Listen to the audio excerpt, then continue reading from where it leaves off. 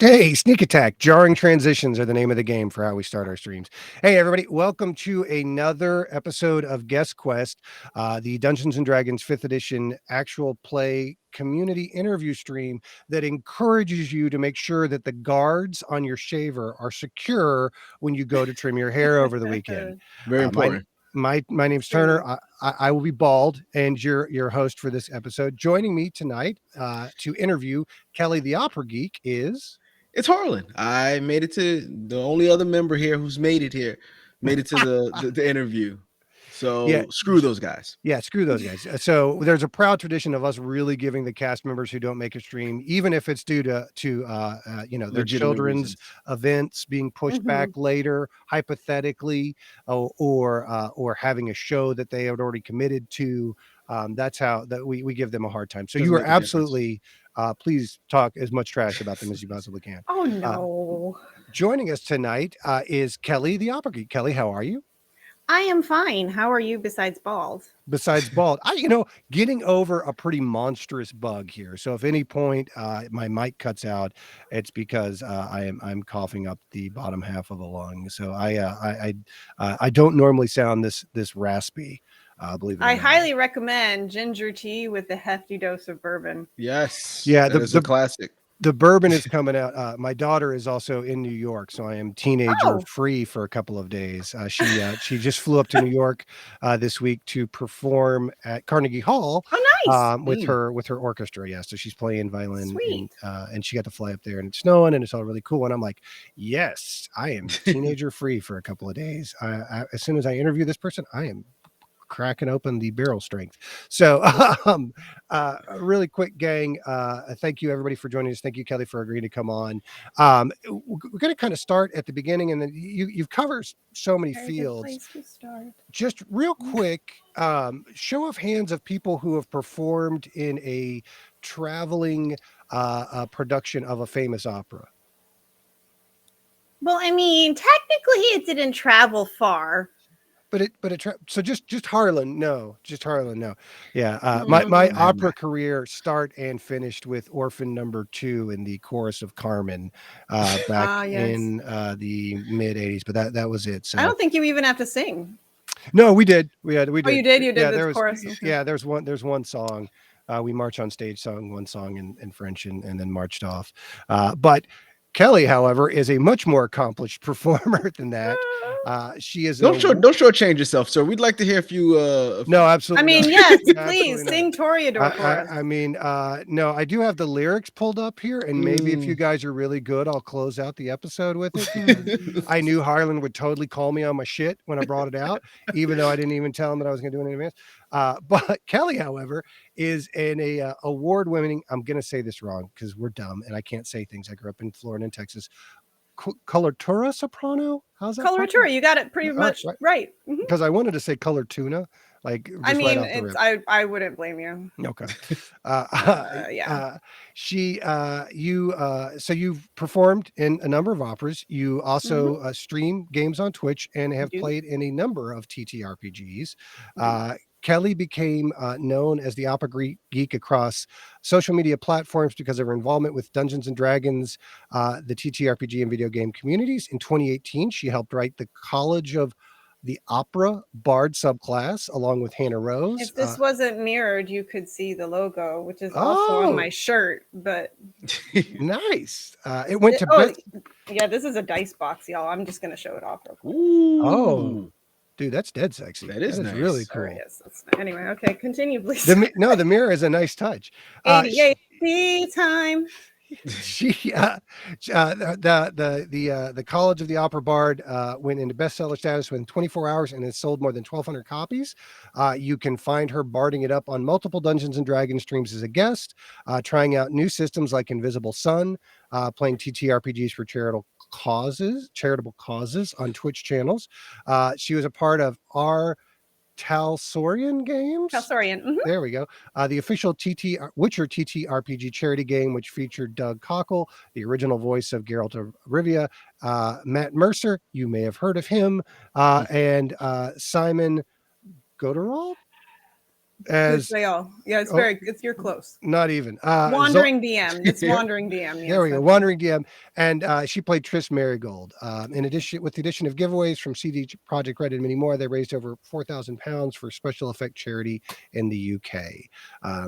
And this is where Jazz misses out, because Jazz is our resident hardcore anime guy since 2001. Kind of a good thing you ain't here.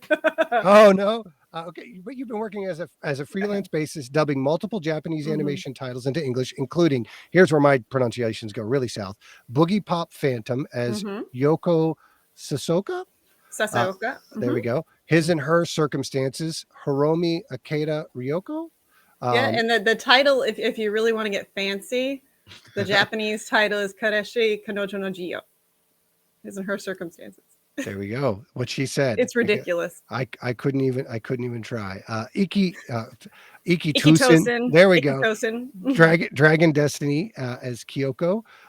In all 3 seasons of Queen's Blade, The Exiled Virgin Rebellion, The Evil Eye, and the Queen's Blade OAV Beautiful Warriors as both Aldara and Eileen and Arya, the animation. So quite an accomplishment. Harland, how many voiceovers have you done? Refresh me again, just real quick.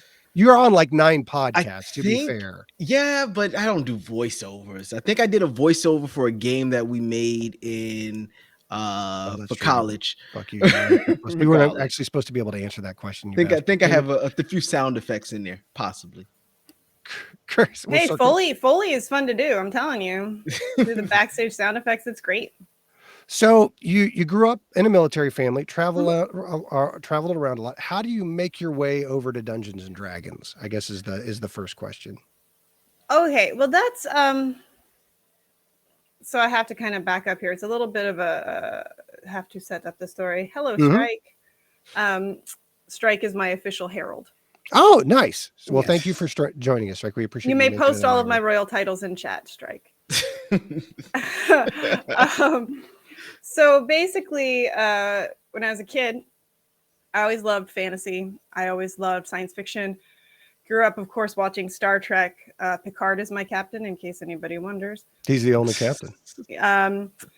And I loved reading about it. I was introduced to Faerun. There we go. There's all my titles.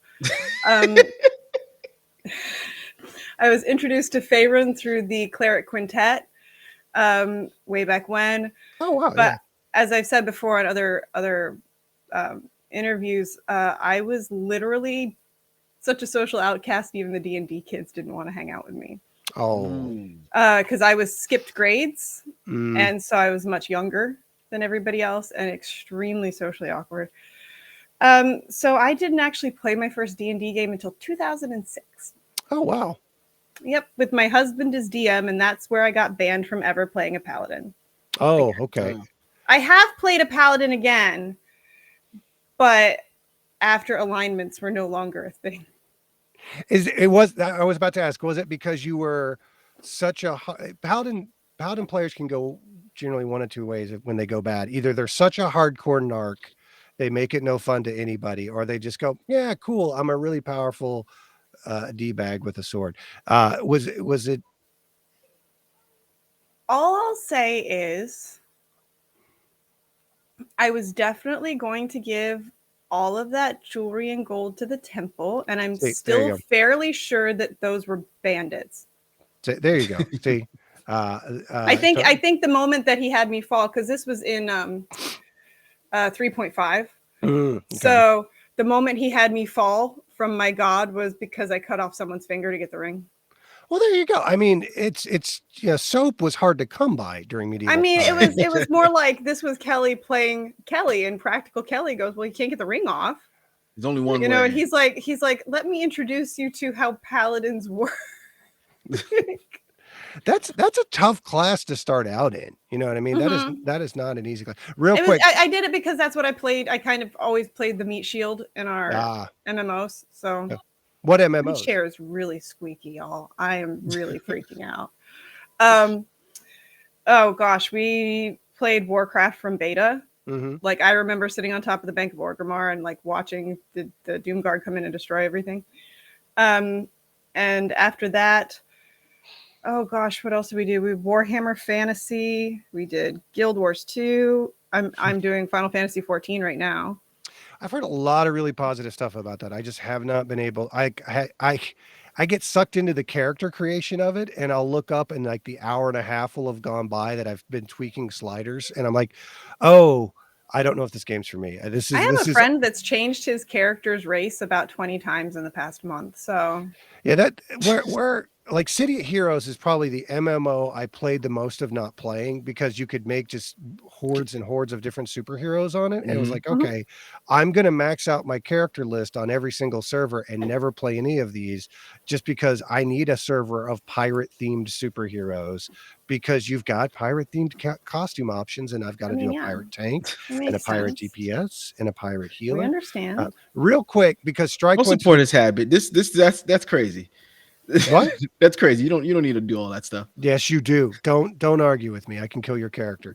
Because Strike went to the trouble of doing it, we got to read them. So Strike has a copy paste. Don't. I read them. No, they're awesome. But remember, this is going to be rebroadcast as podcast content, so I can't. Oh, they can't see it. So, yeah.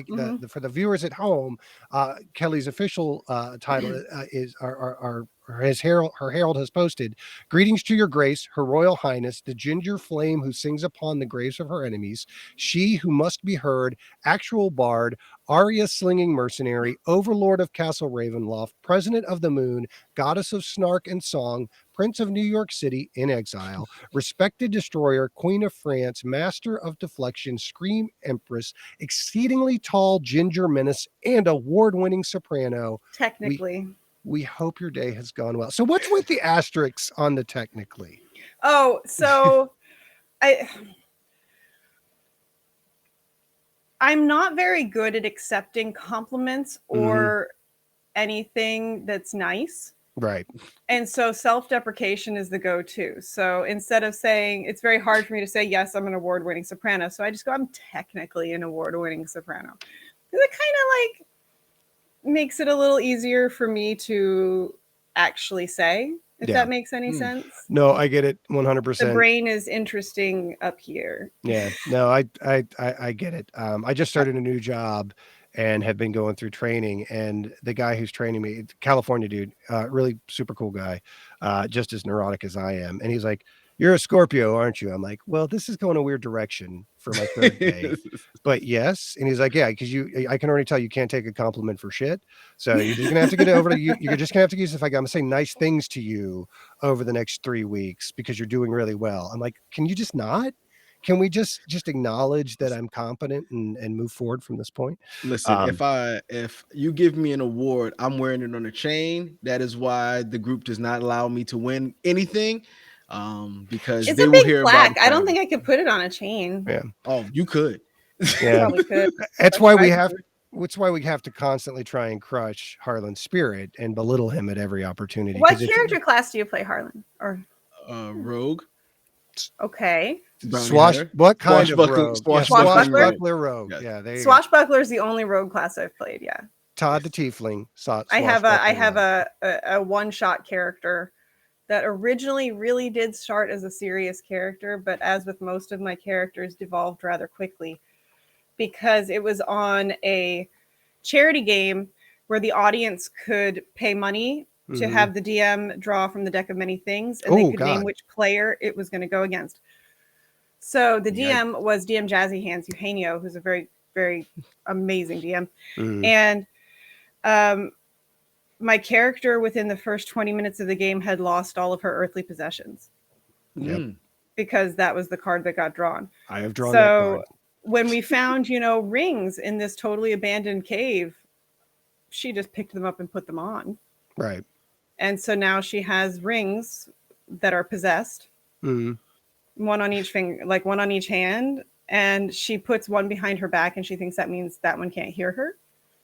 There you go. There you go. That's sound logic. You did. It was mostly so that I could make Eugenio talk to himself. He did that to himself.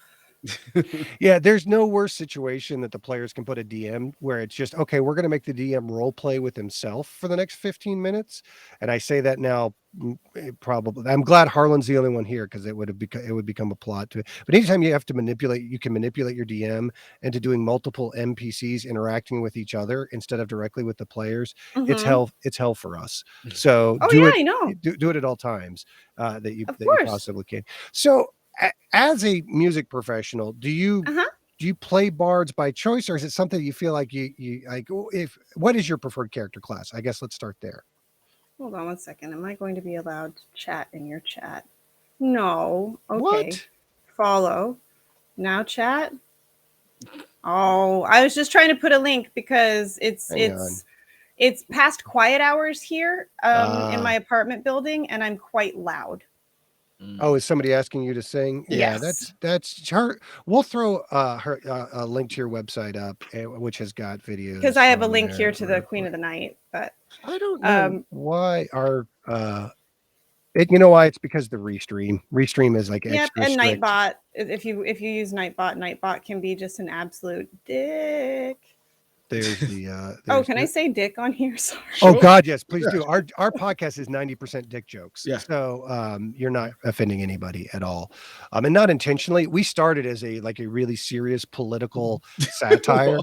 No, not even. It started off with 5 randos meeting up at a fantasy truck stop to save some lumberjacks, blowing up a mystical artifact and getting stuck together. It features a fantasy Chuck E. Cheese and a gnome named Gnome McDonald in the first episode. So we set the bar very low. And do you know who loves Chuck E. Cheese? And I am not even kidding. You can search for it on Twitter. Christina Ariel. Really? Adores Chuck E. Cheese. I believe when she was pregnant with her first child, Chuck E. Cheese sent her gift cards and. Oh wow, that's really classic cool. Chuck E. Cheese is good. This new Chuck E. Cheese, I'm not a fan of. I don't think I've ever actually been to one. I've been to one several times. I've got kids. I've actually played D&D with Christina Ariel for Jasper's Game Day last year. That's actually Christina is. Oh, when I met her the first time, I'd never met her in person. We talked a lot, and she happened to be in New York City for New York Comic-Con, I think it was, and I happened to be doing a voice lesson uptown, and she's like, "Oh, I'm with my husband and our kid in down by the ferry. Why don't you come down and meet us?" I'm like, I don't want to interrupt your family time. Right. And she insisted. And so when I walked through the door of the pizza shop, she stands up from the back of the shop and dances across the entire restaurant to meet me. And that is just the kind of person that Christina Ariel is. She is also the only person so far who has gotten me to actually sing Africa by Toto. Oh, wow. Wow. Because that song follows me everywhere for some unknown reason. Really? It's my pop version or rock version of Paco Bell's Canon, which also follows me everywhere, and I hate it. Fascinating. So, what preferred character class? What is to circle back around to the question? Oh yeah, sorry, I'm not good at actually staying on the topic. No, there's absolutely nothing wrong with that. Digressions are the name of the game here, but Bard. So Bard, it started. My husband will tell you that my first Bard character was stolen from him. That is not exactly true. He's just mad because in one of our home games, I was going to play a Bard. And then I found out he and his best friend had already set up a pair of bards named Jake and Elwood. And I see. So I couldn't play a bard. So then when I did play a bard, he's like, "Oh, so you're stealing a singing bard from me?" I'm like, "What do I do for a living?" So yeah, that was the first stream character I ever played was a bard. I actually haven't played a bard in about a year. I purposely tried other classes, even when I'm not quite as good at them. For Rime of the Frost Maiden, I played a wizard, and she had negative charisma, and so that was interesting. Oh, sorry. Hello, dog. Sorry.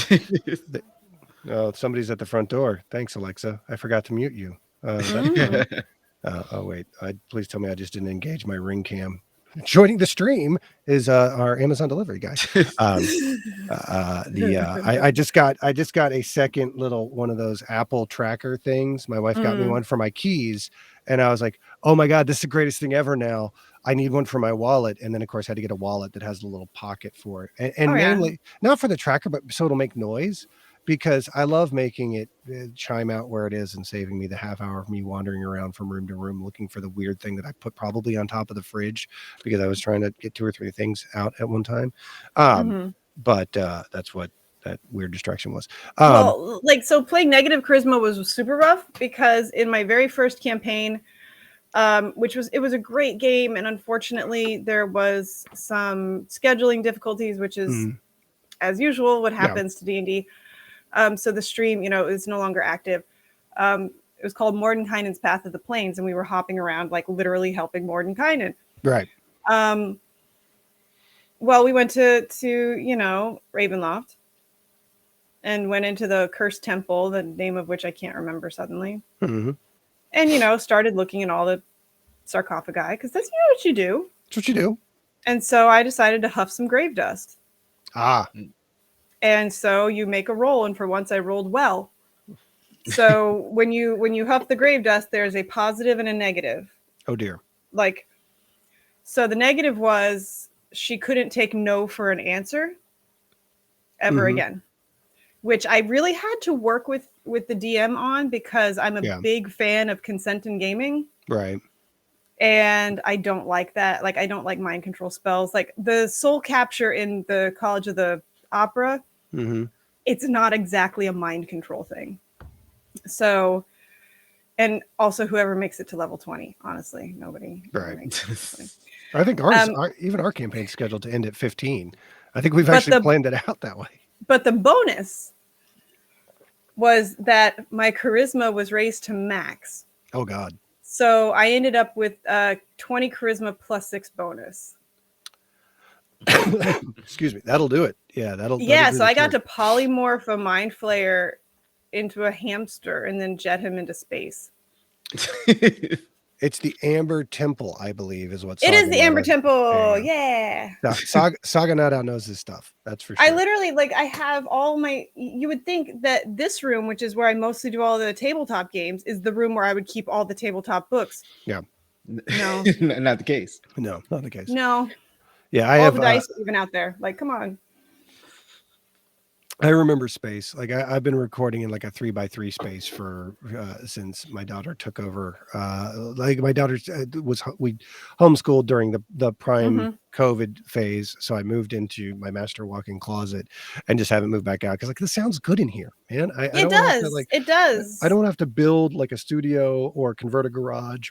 I keep starting that and just not finishing. Behind Harlan. That was my brother. Yes. Hello, brother. So I think Doug just posted a video or a picture of his new space, and it's literally a converted closet. Yeah. If I had the space, because I live in a New York size apartment, so no. Yeah, if you've got closet space in New York, you're uptown. You're hardcore uptown. You're in the city. Uptown? No, not Manhattan. I'm sorry. You're in Manhattan.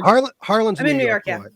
Harlan's a New York boy. Are you a New York boy? Slide over and Bronx. Slide over and show her your New York Giants, your sad little New York Giants little shirts. The Bronx. Yes. I have done. I've done many things in the Bronx because a lot of the rehearsal space is cheap up there. So a lot of places. Everything is. Not as much anymore. For a reason, though, depending on where you're at. Oh, let's talk gentrification in the Heights. Crown Heights? Washington Heights. Washington, yeah, I would imagine. Imagine. When was the last time you were back, Harlan? 3 years ago, before COVID. Pre-COVID. Yeah. It's this serial killer. By the way, I'm totally reading chat at the same time. Please do. They asked what my favorite swag was, and it's definitely the Elderwood dice box. That's pretty nice. Except, then I have the other stuff too.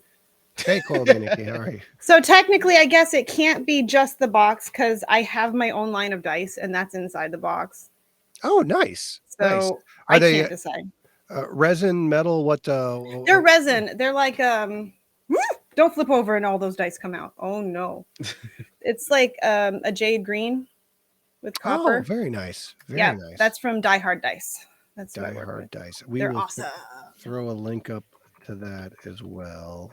Yeah. So you started We playing had bards. a question at some point, but I don't remember what it was. Oh yes, started playing bards. do you, and it's cool that you've been kind of experimenting with other classes lately, because we've had a couple other musicians or people who operate in the performance space as musicians or singers, and sometimes they kind of get pigeonholed into playing bards, and I just was curious if it was more of a choice or a preference, or it's just like, oh, you're a singer, do bard We got now. a perfect class for you. I get asked for like some charity events, like I'll get asked to do it. Yeah. Or if I'm hired to do something like last year, I got to do with a really great group of people, Cyberpunk Red, which was the first actual play, the Talsorian and Sirenscape. And they asked me to be a rocker boy. Oh, okay. Which I managed. We got a really great composer named Aiden Chen, and I recorded this ridiculous aria called the Doll Song, and he remixed it into house music, which was pretty fun. That is pretty fun. I mean, that was it's a crunchy system a little to get set up. Like if you're a character creation person, you would have a field day. Yeah. It's the same like base stuff as the Witcher tabletop, but then it just the character sheet is about 6 pages long. Oh, see, there you go. That was like, I played when I was in high school. I played a lot of riffs in the 90s, which is just a bonkers system that it gets really more problematic the more you go back and look at it. But it had so many different types of characters and that you could create, like a half dog cybernetic paladin. You bet. I'm here. I am here for it. You can do all kinds of things in the Cyberpunk game. It works a little bit differently, obviously, kind of like the Witcher tabletop works differently than the video game, even though they're partners. Right. Every time you put a cybernetic attachment, it's detracts from your empathy score. Yeah. Your humanity score. And the Witchers, you have to roll when you play a Witcher. You have to roll for your empathy. I got a good Witcher empathy score, and that's 1. Wow. Geralt is the one that I think Geralt has the highest canonically, and I think his is like 3. Yeah. We're not nice people.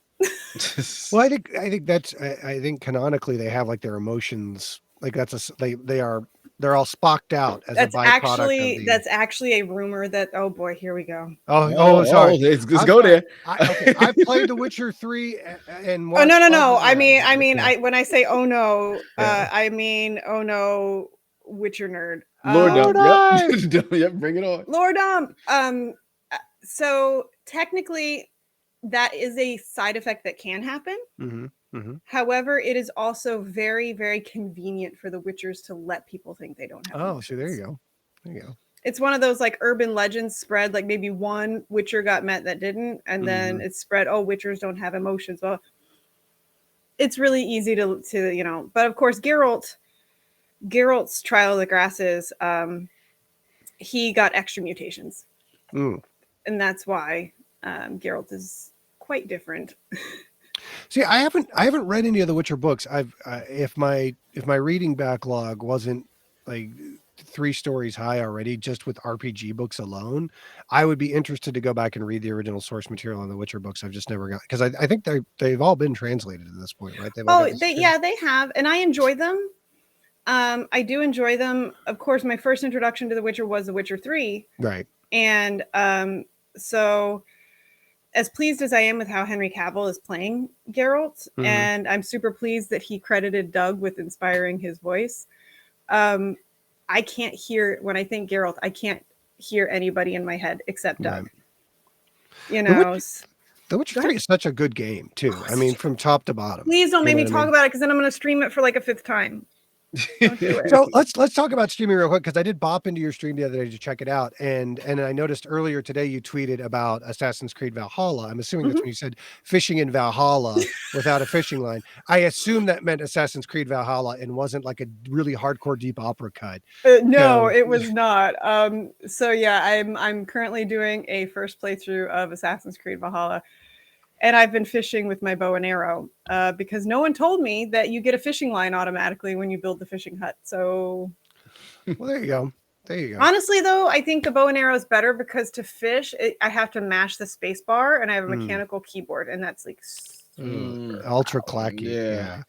Look, bow fishing is a thing in real life. Why wouldn't it be in medieval times? These are nice dice, by the way, too. One of the things that I'll run into a lot with like fancier dice is if I don't have a good contrast on the numbers between the number and the die, no matter how pretty they are, I can't use them. Oh, me too. I can't use dice that are like super hard to read. Yeah, I can't do it. And there's a lot of times like, guys, just come on, just put the white or gold ink in there, and I'll be able to see them, and then I'll have to buy these really pretty dice because right now you're actually making it easy for me. So there's also an unpainted version too. I did notice that as well. Unpainted ones, like one of my very good friends painted the numbers in pink because I hate the color pink. Oh God. Yeah. So, and then of course she shows me this pink and green, and then all I'm seeing is from the Michael Keaton Batman when they go into the museum and start throwing like pink and green paint everywhere. Yes. Right? Oh no. Great. Yeah. So the stream I jumped in, it was you playing Assassin's Creed, trying to sneak up on somebody and kill them while they were sleeping. You had a picture, I think, of your pug? That's not a picture. That's an actual real time that's what I video meant. of that dog. Because it was you had a pug cam going. No, yeah, he's a Shih Tzu. He's a rescue Shih Tzu, and he is definitely the star of the show over there. And then we're talking about, and then we're like telling your husband what to order for dinner, and I'm like, there are so many layers to this. The dog cam I couldn't even figure out how to manage, let alone being able to stream and play a game at the same time. So it's pretty easy because the dog's small enough that he sits on my desk, so he's immediately to my left. So I went through your Instagram and I saw a lot of dog pictures on there, but there was one picture in particular that struck out to me. It is this picture of, I'm guessing, you with your father. The calves on that man. Oh my God, that picture. Spectacular. I'm just going to say immaculate. Wow. Way to make it weird, Harlan. Yeah, and the Magnum PI shorts, the short shorts from the 80s. All I saw was those calves, and instantly... He still has those calves. Like jealousy welled up. I mean, he was in the military for 21 years, and so, I mean, he's, PT all the time, but... Those are genetic. Those things know how to beat that. All right, don't Harlan. Sorry, your bird legs are not genetic. You could have calves. Nope. If you gotta get there. Harlan has notoriously tiny legs. Very notoriously tiny legs. There's a picture. There's some calf envy going on. There's definitely some pre-pandemicing. He and I ran the Austin half marathon together, and there's a picture of us standing together at the finish line at the end, and we put it up for our friends, and someone was like, Harlan, how are your legs that small and you managed to run a marathon? And I was like, guys, come on, man. This is like a big accomplishment. His legs are tiny. Just feel good for him. That picture is right before my dad got deployed to Greece. We couldn't go with him. Oh. So he was gone for, I think, a year. Sorry. I think I'm like, sorry. I was like 18 months old. I don't remember. Okay. I thought I was bringing up a bad moment. No. There's one of the things that has somehow come about because of becoming whatever I am in the tabletop scene, is that, I've discovered how much more people connect with someone both just as a player, but as an artist, when you're a lot more open about things. So all the things that I used to, pretend, I don't have any mental health issues. Oh no, I'm perfect. Nope. I don't ever get sad. I don't ever get angry, whatever else. So eventually one day I was like, I feel like I can't stream. I'm so tired. I just don't have the energy to be peppy. And my husband goes, so don't be peppy. Like, let them know you're having a bad day. And, then I started working with Take This and partnering with them about mental health. And it's important. And I think more people need to be talking about it because that's the only way the stigma is going to go away. Let's be honest. Yeah. Because there's a lot of, loud at the show. I was like, what do you mean you can't hear my microphone? So Serial Killer 1487, who called Harlan Chicken Legs McGee in the chat, is one of our cast. Oh, I know. They've got plans for you. I was reading the chat earlier. Seamus O'Reilly is another one of our cast members who thought it was more important to go to a show but still it depends what show. Yeah, Jamie, what he show? Can't hear us. He can't hear us. He said. So, what would be the most embarrassing show that he could be at? Blink 182. Bro, I'm at a concert. Nickelback. Oh God, Nickelback. He's at a Nickelback concert. Thank you, Cal. Thank you for playing along. You get it. You get our show. So Jamie's at his Nickelback concert. Or what would be who else? Who's worse than Nickelback? What was the Christian-y pop rock guys of the late 90s? Gosh, I don't know. The last concert I went. Arms Wide Open guys. Isn't that Nick? I have no idea. I don't actually know 20th century music. Okay. Oh, no, that's Creed. Creed. Maybe is it that's Creed? The one I thought we were talking about. Yeah. Hang on. I don't know. Like I can't Google shit right now. Like, hold on.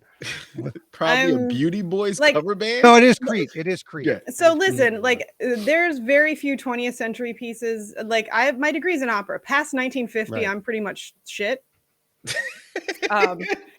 Unless it's Queen, or more recently, my husband got me into some metal bands that I love. What metal bands? They were actually the last concerts I saw. Sabaton, Amon Amarth. What were some of the other ones? Blind Guardian is awesome. Blind Guardian does a song about Raceland from Dragonlance. Oh, and nice. It's amazing. Sabaton does all historically themed albums. Really? And Amon Amarth does Viking sagas. The last concert I went to, they brought a long ship on stage. Jesus. And I was super sad. Like, I was walking out like, oh, they didn't play my favorite song. Oh, I'm sad.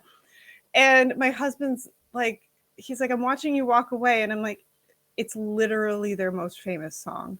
Mm-hmm. They don't play it during the set. They play it afterwards. How? I'm not supposed to. I don't know that. You know? And so as I'm walking out, then I hear all the thunder and lightning. And of course he comes back with Mjolnir. And then we're good. Then we're good. And I was like opera voice singing at the top of my lungs. Nice. Yeah, I do imagine that brings a little bit something extra being in the crowd. Ailstorm's awesome. Yes, Ailstorm's great. Drinking. Amon Amarth. Yes, if Amon Amarth is listening, please write some opera. That apparently was the secret to activating our chat, was bringing up metal bands. And I had no fucking clue about that. For a podcast named after a Biggie song, you wouldn't think that would be our fan base, but there it is. Wait, what? Gimme the Loot is named after a Biggie song. It came after 1950. So exactly. Friend, I'm sorry, but if I didn't have makeup on, I'd be white enough to blend into my walls. So it's not. Yeah. I come from where the Anglos met the Saxons, so believe me, I get it. I get it. My husband was watching the Super Bowl halftime show and being super patronizing. He's like, "That's Snoop Dogg." I'm like, "Shut up." Can we look? I'll be the first one to talk about how Cove, like sitting in my house for 2 years, has not been kind to my fitness. And I'm not about to shame anybody, but can we talk about 50 Cent? Can we talk about 50 Cent for a moment? It was a very ballsy move for him to do what he did. It took a lot of self-confidence. Yes. What, to hang upside down? In the same look, he was known for that look. He hung upside down. The whole video is him working out in this fitness in this facility, and he was all big and buff. And then 20 years later, he's not so big and buff anymore. So also, while we're at it, Eminem clearly has had a shitload of Botox, right? Like I could not get over how smooth his face looked. I don't care for Eminem for a lot of reasons. But I mean, I have this thing where I can appreciate an artist's ability. Mm-hmm. And recognize that it is a talent that I do not have, and it is a talent that is cultivated, and I can still not like what they produce. Yeah. I'm about to veer into something controversial, y'all. Uh-oh. I mean, controversial for classical music world. So if anybody else is here, well, it's. I mean, actually, it's not just classical music world, but it's separating art from the artist is something that you hear a lot. Yeah. And in opera, we have a big problem with isms. Mm-hmm. That would be racism, sexism, pretty much every ism that there is. Of course, everybody knows the Wagner stuff. I mean, it's got a lot of anti-Semitic tropes. Sure, it's the music's great. And you then, separate art from the artist. At least he's dead. Right. I mean, 99% of my work is dead white European guys, but anyway. Yeah. But the Metropolitan Opera didn't disavow the use of blackface until 2015. Oh God. That's a little late. I did a show on my channel called Tales from the Ghostlight with my friend Josh Blue, who's an amazing black tenor, and then I had B. Dave Walters on. Yeah. So it was just, we were talking shit about this the entire time. But a particularly problematic soprano who I will say, great talent. Mm-hmm. When it comes to this, I don't separate the art from the artist. Yeah. Still uses blackface. Ridicules, other cultures. Just got let go from her contract at the Met because she refused to disavow Vladimir Putin. Oh. Wow. Oh. Wow. Wow. And I'm like, after all the other things she's done, this is what you choose to. Yeah. I mean, it's a difficult thing in general, but I think at some point you have to put your foot down and say, yeah, like this is the 21st century. Like, but would you still listen to music that she produced or was part of? Can you still listen without supporting? I haven't for a long time. Okay. For instance, I won't go to any Mel Gibson film. Yeah. Yeah. Yeah. There's, for me. But what about his old stuff? Like Lethal Weapon. I'm all out on Mel Gibson. I've never seen Lethal Weapon all the way through. You're not missing anything. And we won't get started on Braveheart. But and I think it's something, and actually this does circle back around to tabletop. Eventually my brain makes all these links. But there's this big talk recently about, like last year, all this controversy, and I had friends being attacked because they advocated for safety tools in streaming. Right. Meaning, talk to your players first, find out if they're okay with this or this or this. And, maybe don't just use the villain's a racist and that's why he's bad. Right. Right. Can you be a little more nuanced, creative? Like, but it's one of those things where it's like a lot of people, how am I going to say this super diplomatically? Are douchebags, are shitheads? No, a lot of people of a certain demographic feel, that it's totally fine to say it's just a fantasy game. It's just fantasy. Why? Right. And I'm like, of course you can say that because none of this affects you in real life. Right. Right. You are a tourist. Yeah. In this, and you have two reasons to hate Braveheart. Oh yeah. Trust me, friend. We are right there with you. But it's, I'm not sure how y'all do on your podcast. If, you had a discussion before you started your game about anything. I do it pretty much for any game I play now. See, we cheated a little bit because I went out and got a group of people I already knew. See, and that's a little bit different. But I did since then, since the podcast has kind of took off, I stumbled ass backwards into a Conan podcast for 5 minutes when he does the Conan as a guest. And I was like, I'm a professional dungeon master, and got to talk to Conan. And somebody reached out to me after that and was like, hey, can we put together an Austin, Texas group? And I went, yeah, I absolutely did. And the very first thing I did after creating the Discord to start recruiting people is drop the RPG consent checklist in there and say, okay, here's the 10 things I'm not going to touch right off the rip. We're not going to get into, we're not going to get into like sexual assault, any of that. Like none of this stuff is going to be in here. You tell me what else may or may not be. Did anybody else just hear like a really loud ding? Yeah, that was me hitting the mic. Someone hit the mic. Okay, I was like, we're pros here. I'll slap the mic around when I get emphatic. It's very important too, especially in one shots when you go in for charity one shots. Oh God, yeah. If I don't know the other players, like I insist on the DM at least having that safety checklist. Yeah. It is such a fantastic tool, and to be honest with you, this is the first time, and it's one of the reasons why I did it, that I'm DMing for complete strangers. Like because I've been playing D&D literally for as long as I can read, and it's always been somebody that I know or somebody that I've hung out with a considerable amount of time beforehand.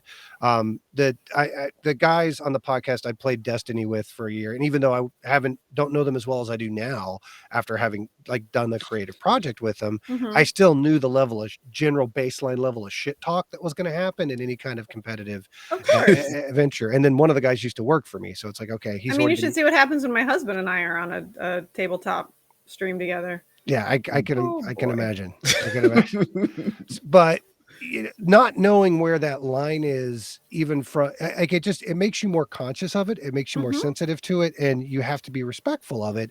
And you can kind of feel people out and have them show you where those boundaries are. But starting from hey, we're just not going to touch this stuff. We're just going to avoid it completely is such a huge thing. And I was introduced to it when I did Jasper. So like, hey, actually, no, maybe it was the Games Tavern. I think I did a charity stream with the both of them do it. Yeah. Yeah. Most people do it. And like, I know for the overlays, like for Let's Get Wildmount, which, that's not running anymore, but stay tuned because we are doing a new one. Nice. A new show. Wildmount, we couldn't continue that after. We just couldn't, but all of our overlays show both the player name and pronouns and the character name and pronouns. Yeah. And we've had people come in and try to troll, oh, do you really need those up there? Yes. Yeah. Well, why? I don't have to justify it to you. Yeah. Yeah, that was one of the other live streams I saw you on, was you really taking it to people who were disrespectful about the parasocial relationship of streaming and how you're not obligated to do anything for them. And I was like, oh, hot damn. And that's literally I saw that the day before I reached out to you to have you come on this show. Cause I was like, that was the whole panel, I think, with like Tanya and I was like, that's exactly the kind of person I want to talk to. Because you were very straightforward and you were very passionate about it. And I think, I think it's something that more people need to be aware of, because you're absolutely right. Look, I get to be the privileged guy in most of these conversations because I'm an arguably cisgender white bro. I'm on a podcast that's 50% POC. I'm in my mid 40s. So I come from the generation where that still was very well ensconced in most aspects of culture. Getting out there and promoting other voices is something I'm very passionate about through our podcast and through these streams. And I think you did such a great job articulating, hey man, you guys don't know anybody's shit on the streams. Like, you're there to put this out. If you like it, great. If you don't like it, please move along. Exactly. And, I get shit sometimes in my chats. I get creeps sometimes in my chats. I don't get creeps and shits in my chat nearly as much as Tanya. Yeah. Or CB, but like Tanya said the other day when she was talking about Rivals of Waterdeep, everybody mentions which, by the way, great actual play. Everybody should go watch Rivals of Waterdeep. And unfortunately, every time, or many times when it gets mentioned, is it ticks off the diversity mark. Because Rivals of Waterdeep is an all POC show. Yeah. And Tanya pointed out, we're actually really good players. Right. It's not just a diversity thing. The same thing with Into the Motherlands, which is amazing. Yep. You ever have that moment where you just want to like reach through the screen and like grab someone and say, what is wrong with you? Yeah. Yeah. When they did the Kickstarter for Into the Motherlands, which is an Afrocentric, futuristic, tabletop. And somebody said, well, why should I back your Kickstarter? I'm white, so I can't play this. And Tanya's response was, why not? You've expected me to play white elves for 30 years. Right. Yeah. We had B-Dave on 3 or 4. I love B-Dave. I love B-Dave. Super generous with his time, super nice guy. So we're familiar with it. Yeah. And that's kind of at the, was one of the core experiences for me kind of getting into this space. Was Jazz, who's on our podcast, plays an elf. And it was like, hey man, I'm it's cool if I play a black elf, right? I'm like, dude, it sucks that you even had to ask. You know what I mean? That he's had an experience in his past where, you know, when he was first introduced to the game, like, no, the only black elves are drow. That it's like, dude, that's fucking horrible. Yeah. Like, there's no other way. Let's have the only coded evil elves, right? You know, right. Which that's a whole nother ball game, like predestination, et cetera, et cetera. Yeah. But you know, here's the thing: when you love something, this is what Josh Blue and I used to talk about all the time. When you love something, you should be the first person out there critiquing it. You should be right out front saying, "This isn't good. This isn't right." That doesn't mean you don't love the thing. It means you love the thing and know it could be better. Yep. Yeah, there's an insecurity to defensiveness that if you feel like you have to prop up the weak parts of what you enjoy, then you're taking away from the good parts of it a lot of times. And that so much of this is rooted in insecurity and fear and lack of empathy. Except magic and dragons. Yeah. You're telling me though, you just cut off that some melanin in an elf is too much. Yeah, I've got to look it up. I forget who it was now who's quoted, but it's a quote that I trot out all the time is, hey man, D&D is a game that has a magical item that canonically produces a gallon of mayonnaise a day. Yep. If you can't look at that and then accept that this game can be fucking anything, you're doing it wrong. And I really need to go to the trouble of so I can give that proper quote attribution, because I think it is such a mic drop statement to the don't tell me my elf can't be this color, or that I can't have this in my game or that in my game, because it's a world of fantasy and imagination, motherfuckers. Let's get fantastic and imagine shit. Yeah, and it goes right back, like it links right back into like the opera space and the argument that people kept putting forward, so when I say people in this case, I mean the people you would usually associate as opera people. Who are those people? They are old white people. Yeah. That is actually not most of the demographic of singers anymore. And, the audience is changing too, which is good. But their argument was, well, how are we supposed to put on Aida? Right. I was like, well, for one thing, in a world where LaTanya Moore exists, you don't ever need to hire a white woman to sing Aida. But beyond that, you're already watching an opera set in Egypt, sung in Italian. Yeah, there's... I will never, like, there are operas, technically, where I would be playing a woman of color, most actually like Indian. Right. I would never do that. You can put me in the wig. You can put me in the costume. You're already accepting that it's a story about a Hindu woman, a British, crap, what's the name? Oh gosh, you can't just say the word that just popped into my head. You know what I mean. British soldier, we'll just say that. And it's sung in French. Come on, friends. Hey, and this is where I'm legitimately ignorant of opera, is because obviously there's modern musicals. Are there modern operas being? Oh yeah, I've done them. Okay. I got to do the world premiere of an opera by Anthony Davis, who is a Black composer. He's done the Life and Times of Malcolm X and Amistad. And this one, he decided to choose some super light fare, some bubbly stuff, easy to digest, just the Central Park 5 rape case. I could tell that was going. Wow. Yeah. And I am, if anybody watches my stream at all, I'm a true crime person. I listen to a lot of true crime podcasts. Again, I am very white.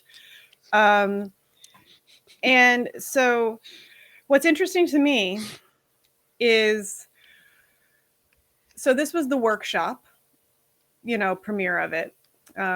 It's since been retooled and now is the final version. But I was playing the district attorney. Now, the way that I get in touch with characters, because I believe acting is a big part of opera, regardless of what the general conception of it is. is I try to find something in common with that character. It's the same way when you're making a character for tabletop, you usually put a little bit of yourself in there just so you can have that link, you know? I could not find a single thing. Mm-hmm. Nothing. And what's really fantastic for this as a modern opera is Anthony takes elements of jazz, African percussion, R&B, all sorts of that, and he puts it together with the classical. And what's so brilliant from a musical standpoint, because there are literally 3 white characters in this opera. There's the district attorney. Mm-hmm. There is the victim. Mm-hmm. And then there's Donald Trump. Mm-hmm. Oh God. Yes. Yeah. My poor tenor friend got booed, and he just sat there. He's like, yes, give it to me. If people in chat don't know, Donald Trump took out a full page ad in the New York Times calling for the execution of 5 teenagers who were later proved completely innocent. Mm-hmm. Anyway, so there's all this beautiful percussion. There's all this wonderful jazz influence. And the minute I stepped on stage, everything except strings cut out. Wow. So all you got was this people would automatically associate with classical music. Mm-hmm. Suddenly, everything that made the opera, that gave all of the vibrancy, is gone. Right. And it's brilliant. Now, might I add that this premiered 5 days before the 2016 election. Oof. Ouch. But yes, so that's the long answer to yes, there's modern operas. And in fact, the Metropolitan Opera just this last year, for the first time ever, put on an opera by a Black composer.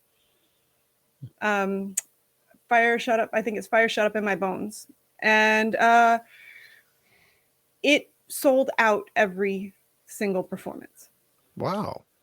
I believe Anthony might be in talks. I think they might be bringing the Malcolm X opera. And there's so many stories, because that's all opera is. It's just stories. Mm-hmm. And it's very timeless stories. If you think opera is boring, there's literally more sex and murder and intrigue than your average telenovela. Mm-hmm. Like, I'm not even joking here. There's an opera where a woman is making out with a severed head. Not as one does. Joking. That would be Salome.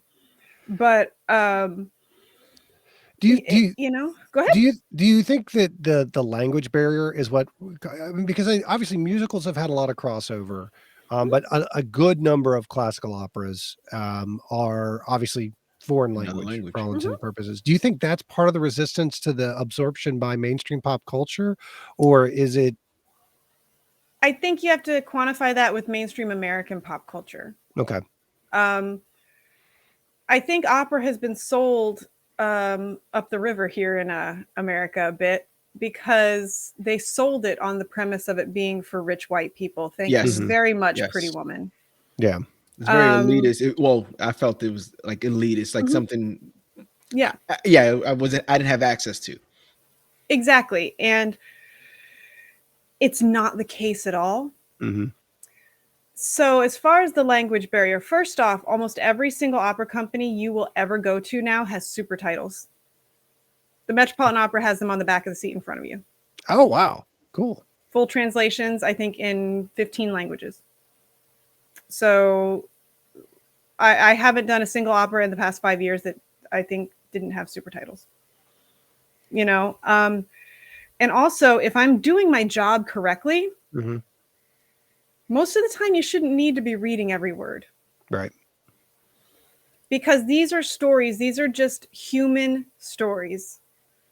And you should be able to look at, La Traviata and just realize, oh, yes, this is somebody who's being asked to do an impossible thing to benefit someone else.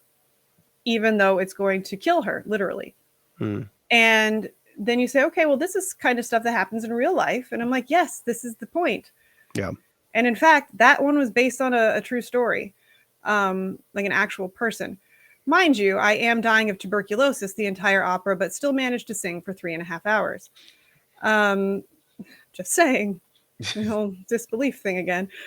The language barrier, I think, has been sold to a lot of people as a convenient excuse. Mm-hmm. And I don't, I use Matt, I use captions on almost everything. And I think it's an excuse because there's a lot of people who simply just don't want to, I don't want to say make an effort, because that's not really the feeling that I'm conveying. It's almost like there's a fear of stepping into something that they might be uncomfortable with. Mm-hmm. That they're intimidated by. Exactly. Yeah. You know, I'm sure I would feel the same way a little bit if I went to, say, a rap concert. And I would definitely need super titles. I'm just saying. Incidentally, if you want to see the funniest thing you've ever seen in your whole damn life, Nikki Tutorials does makeup tutorials on YouTube, and Snoop Dogg narrated one of her makeup tutorials while he was smoking up. And it is the best thing in the entire world because he doesn't know a single thing of what she's doing. So he's just describing what he's saying. It's amazing. Just go watch it. It's amazing. Well, cool. So that's ADHD brain. I talked about rap, and then I thought I mentioned Snoop Dogg earlier, and then I thought, yeah. There's nothing wrong with circling around to a Snoop Dogg reference ever. Even Martha Stewart knows that. My mom used to make me, when I was a kid, tell her, like, stop and go through the steps that I went through in my head to get from one topic to the other topic. Oh, wow. So that she could understand me more. Yeah. You know, because back when I was diagnosed with ADHD, they had to fight because back then they thought only boys could get ADHD. It was classified as male only. Wow. Because they didn't understand that hyperactivity isn't always physical. They're associating hyperactivity with little boys that get up and run around the room. With girls, often it's a mental hyperactivity or inattentiveness, you know? So it's hilarious. And somebody had the balls on Twitter to tell me that my mother was shaming me by making me do that. Wow. They didn't last long. No, so what? Because when I go full barrel, you don't particularly want to be on the receiving end of vicious mockery. But yeah, so I feel like I've been talking way too much. There were supposed to be questions. No, you're good. You're good. Hey, look, that's what I told her. I was like, man, I got the raspy voice. I'm really confident that Kelly's going to be the kind of guest that goes. So I'm okay being a little bit raspy. And so thank you. You guests who come on and really take charge of the stream are my favorite as the host because it makes my job easier.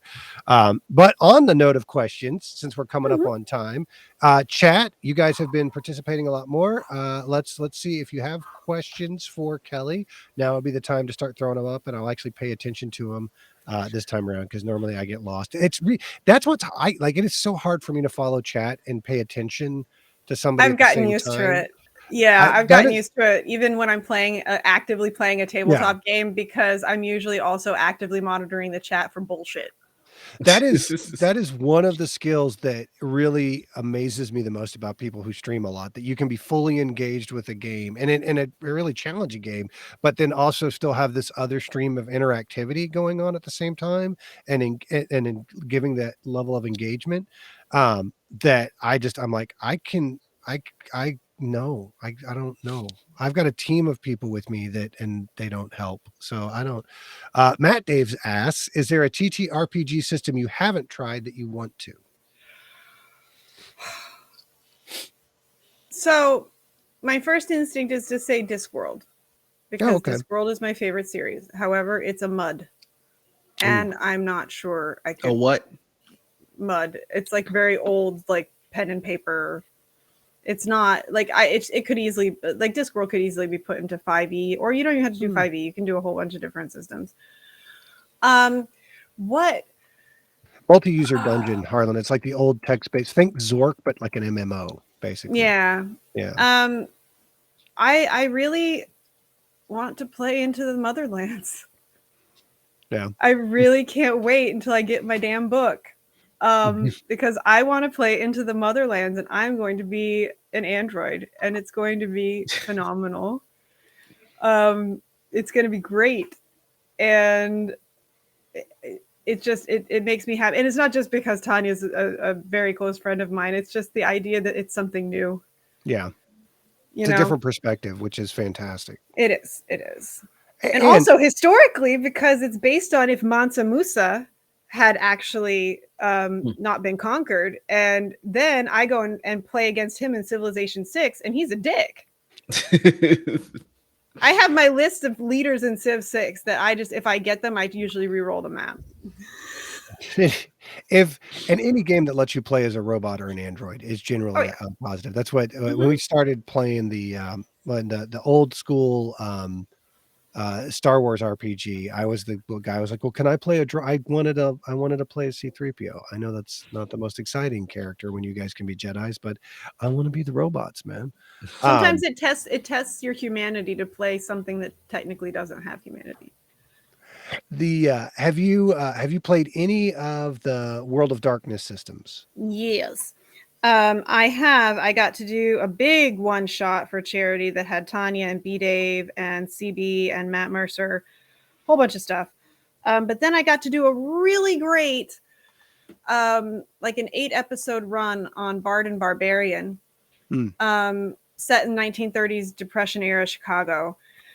And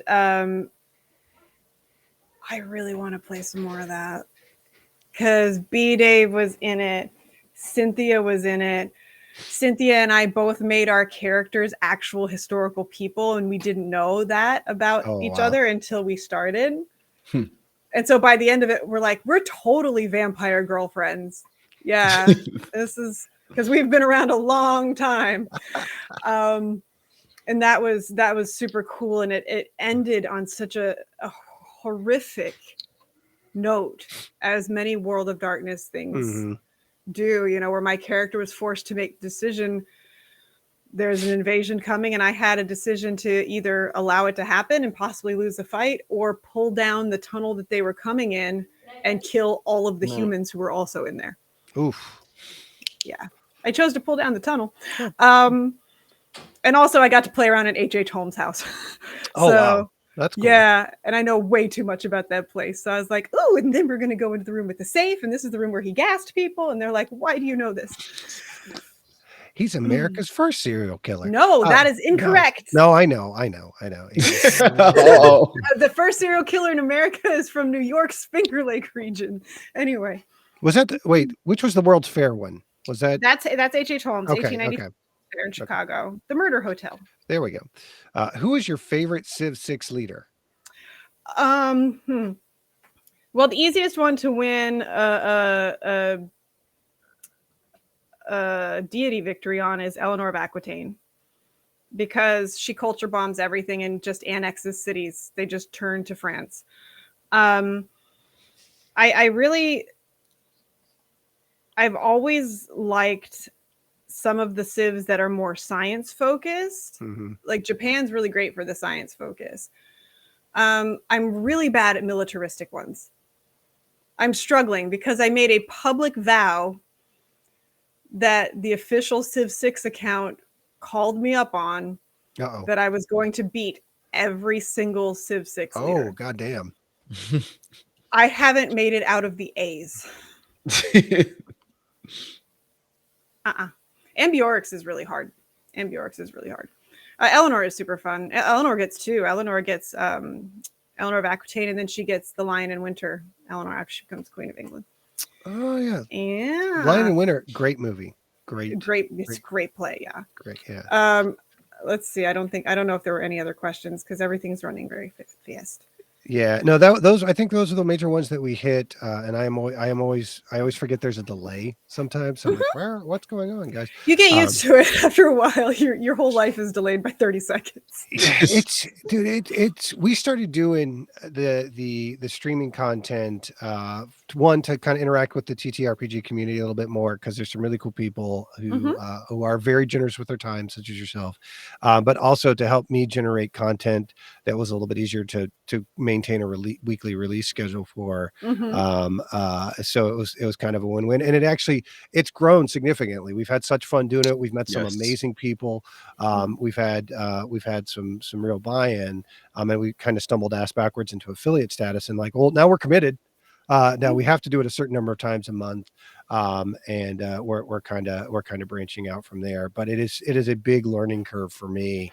One, just to be accepting of, okay, this is what I look like, and then two, the first time I started streaming, like the first video game I streamed, I didn't have a video. I didn't know what the hell I was doing. I was playing God of War.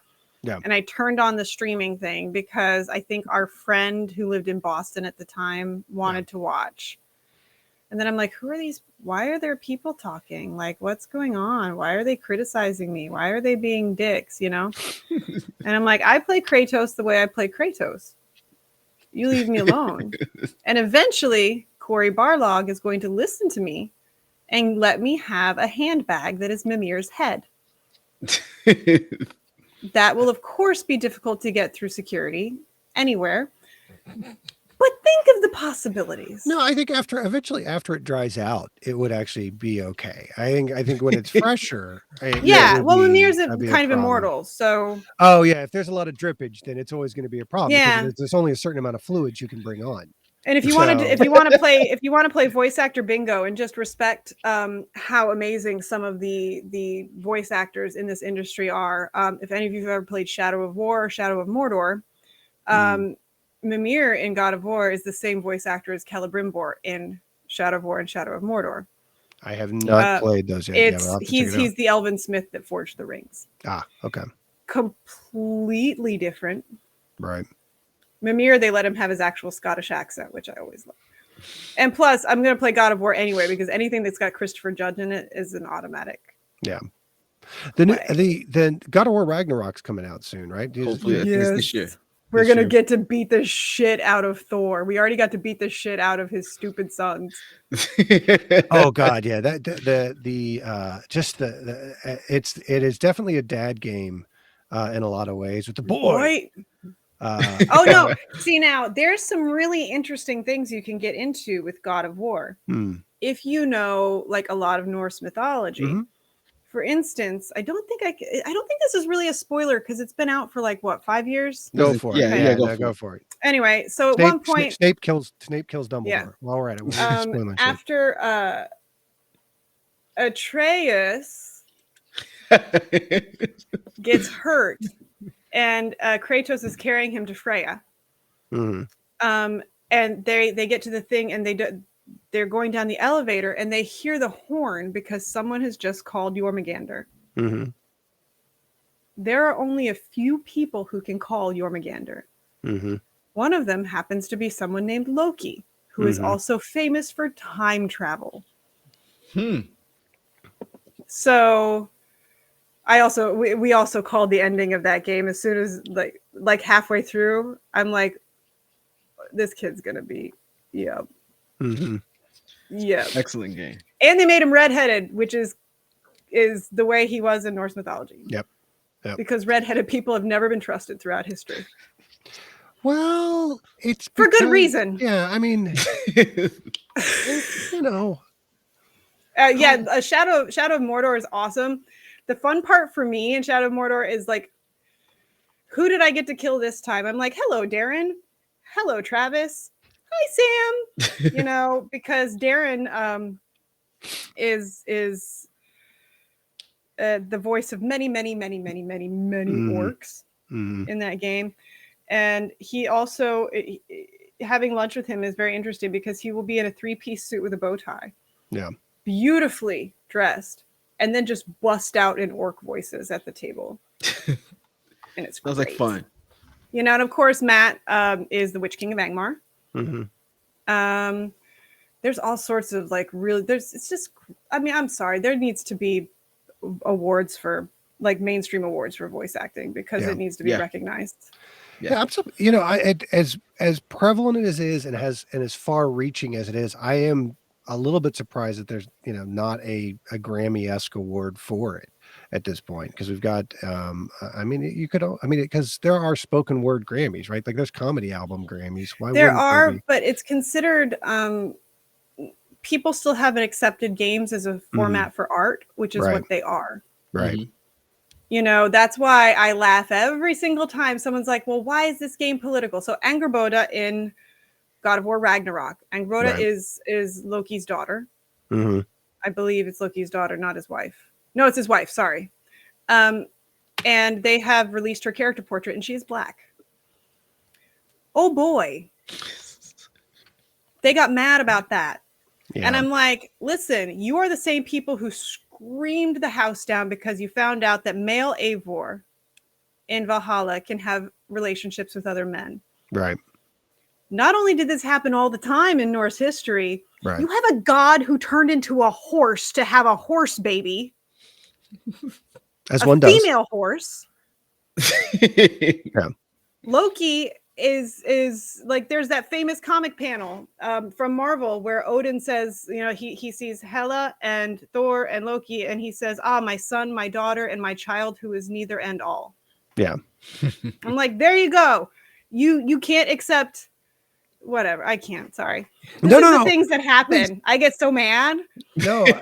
What's my favorite video game? My favorite video game is a huge toss-up. I can't ever pick just one. But the top 5: Final Fantasy VI, Chrono Trigger, Xenogears, Ocarina of Time, and I think the original Final Fantasy VII has got to be on there. Yeah. What are your thoughts on Remake then? As somebody who's a big fan, I haven't. You know what it is? I haven't really gotten to play. My husband bought it for me for my birthday a couple years ago, and then he played it. Yeah. And I haven't got really to play it. I'm a little peeved that they split it up into like a million discs. Yeah. But if the rumors are true and one can bring back a certain flower girl from the dead, I'm going to be mad. Have you managed to avoid story spoilers for it? Kind of. Then again, I don't get as mad about spoilers as some people do.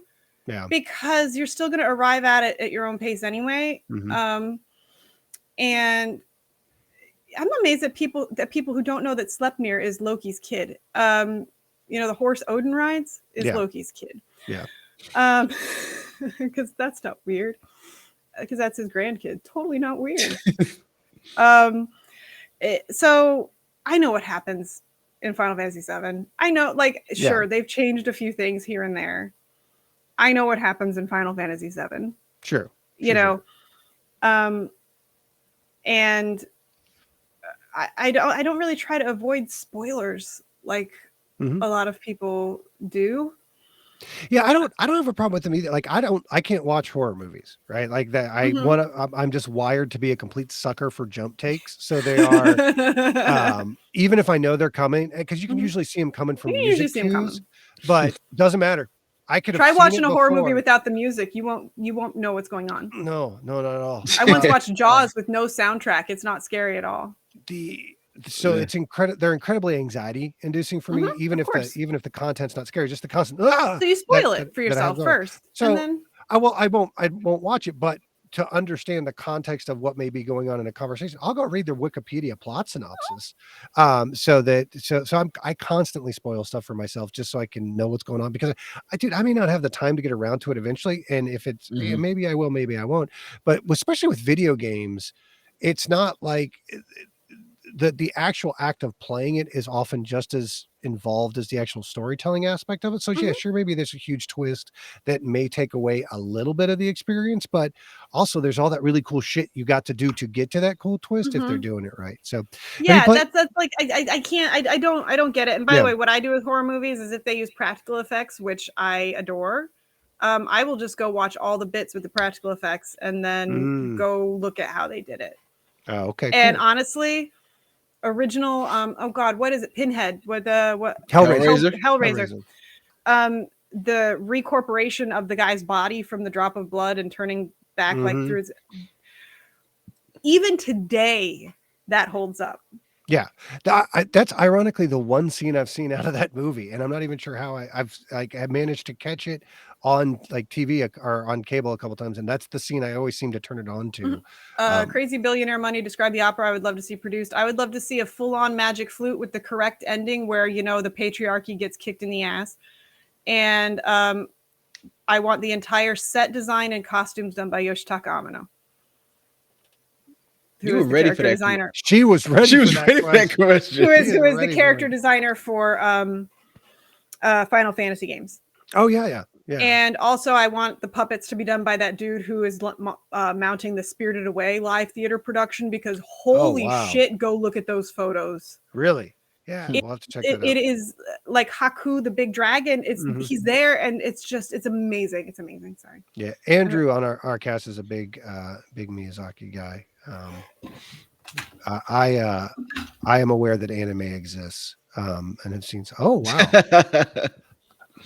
Things that I have in reach: a Totoro lamp, 2 crowns, a Halo. Oh, there you go. 3 dice boxes, a TARDIS, a Mozart score. You know, this is just things, you know, like you do. Things you have on your desk. That could be a stream. As one does. You know, as one does. As one does. All right, cool, Gig. Well, we're going to wrap it up. Kelly has been incredibly generous with her time. And, oh, wait, who is your favorite? I'm a Doctor Who fan, so I have to know this too. Yeah. Who is your favorite Doctor? So I think everybody's favorite Doctor is usually the one they start with. And so for me, that is David Tennant. That's the only option. So no, I'm no, sorry, it is not. And I will tell you why. I will tell you why. Because if you go watch some of the old Tom Baker Doctor Who, there we go. He is really brilliant, and he shows the same amount of emotional depth that Tennant does, and so does Christopher Eccleston. Yep. And he gets shit on all the time. Okay, first of all, Tom, you're 100% right. I think your first Doctor is the one that you always remember, and Tom Baker was who I started with. And was don't ever eat jelly babies; they're disgusting. Yeah. And I started with Chris Eccleston also. And I do think Eccleston does get a bad rap for it. I think if you go back, I think he does a really good job playing PTSD Doctor Who. And he also, canonically it was PTSD, but also he just gave an interview about his life was going horribly. Oh God, yeah. I would have needed to see him have another season to fairly judge him, because Tennant coming after him did him no justice though. No, Tennant's got some weaker episodes, man. I mean, of course they all do. And I love me some David Tennant. The greatest crime in Doctor Who history is them misusing the shit out of Peter Capaldi. Yeah, 100%. How do you have Peter Capaldi 100%. On your show and the writing don't even get me started on the Mary Sue aspect of. I'm rewatching I'm watching the Capaldi stuff. I kind of stopped at that. Lost cable for a while, so I'm gonna watch the Capaldi stuff on HBO Max and go for there next. There's one episode of it where it's just him. It's a monologue. The entire episode is just him. That sounds pretty cool. It is. That sounds awesome. Is that the one where he's in the prison? It's kind of, and he's having to break himself out. God, that is such a great episode. It's a great episode. Such a great. What is my favorite episode? I have a few. The Weeping Angels, of course, is just amazing. It's a good one. Chris Eccleston's episode, the World War II episodes, Are You My Mummy? Those are wonderful. Oh, that's a tough one. And my absolute favorite, and one of my, actually probably my favorite companion who also gets shit on, is Silence in the Library. Yeah. And Donna Noble, you know. Donna's great, man. Donna's great. I love Donna Noble has been saved.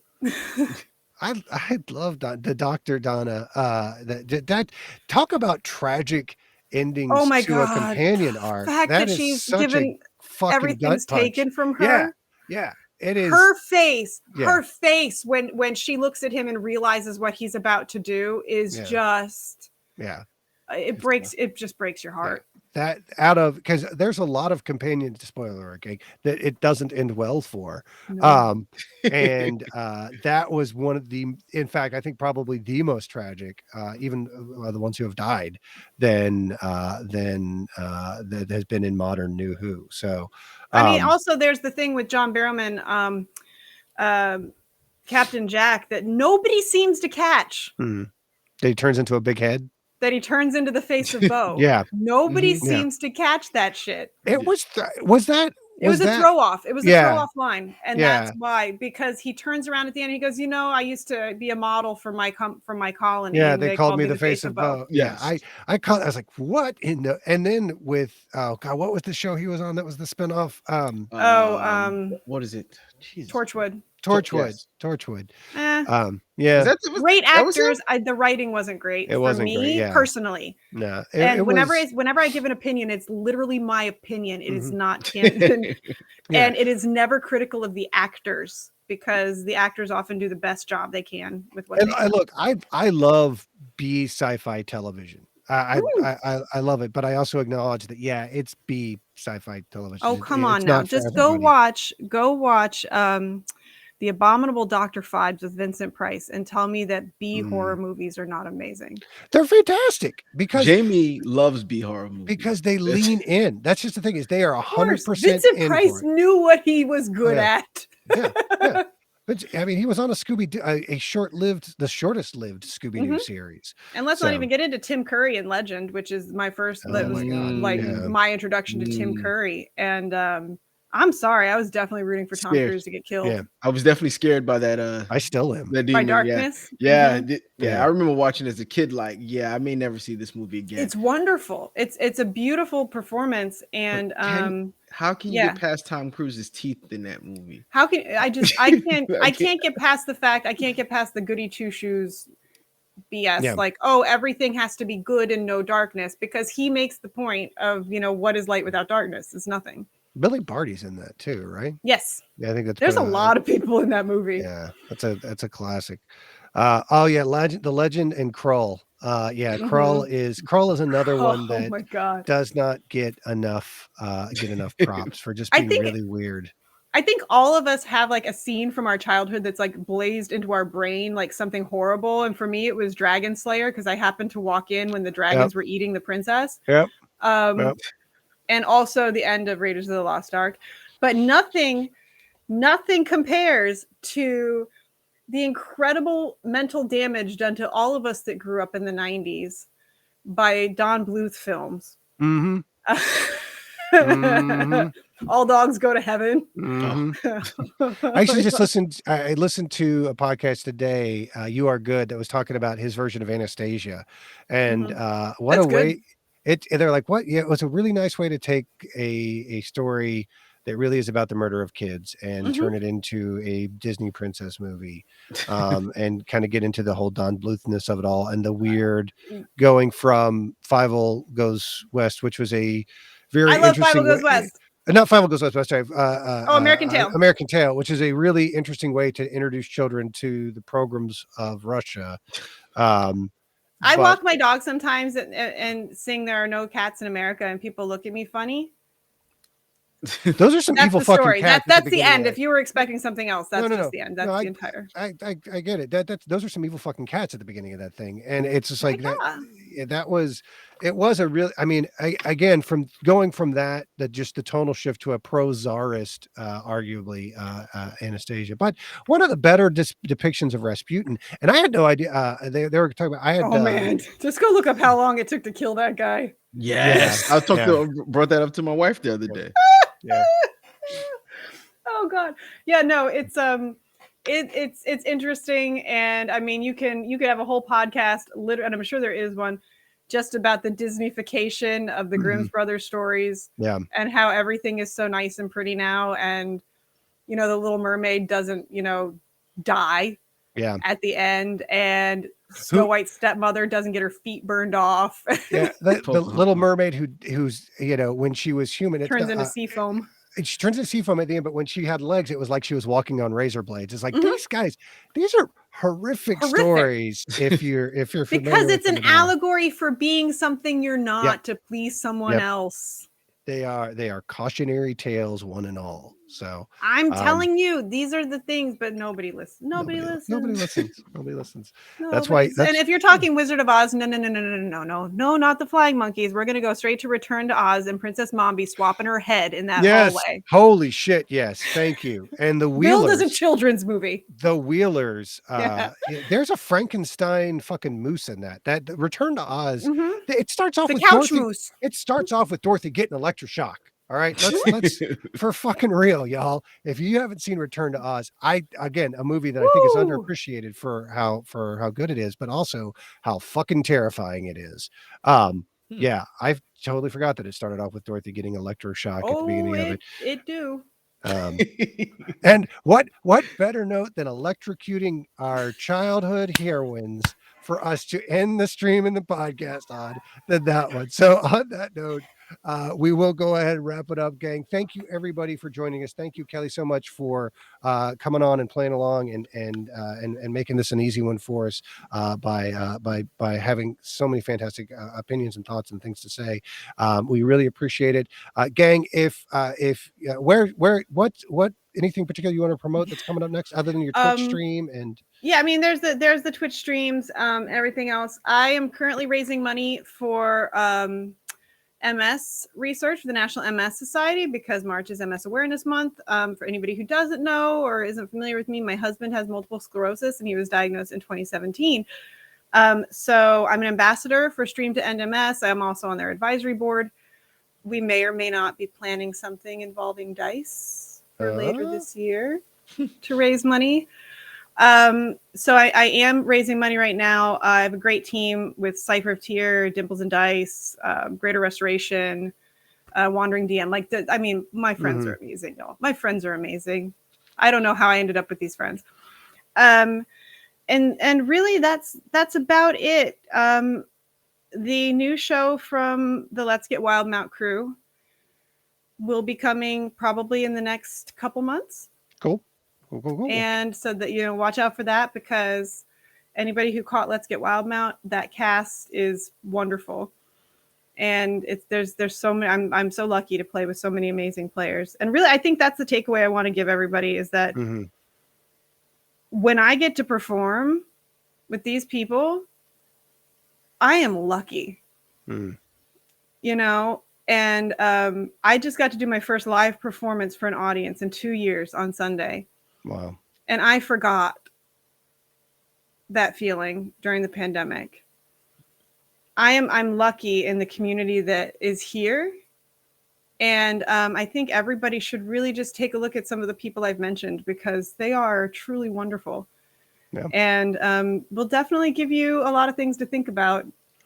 But that's pretty much me. I'm just playing Assassin's Creed Valhalla and totally thinking that stealth just means leave no witnesses. I like that. That counts. That counts. That counts. If nobody's around to tell anyone that they saw you, you weren't seen. No alarms at all. Thanks everybody for joining us. We absolutely appreciate it. Thank you again, Kelly. You are a fantastic guest. I hope you all enjoyed the show. Make stream in now, please.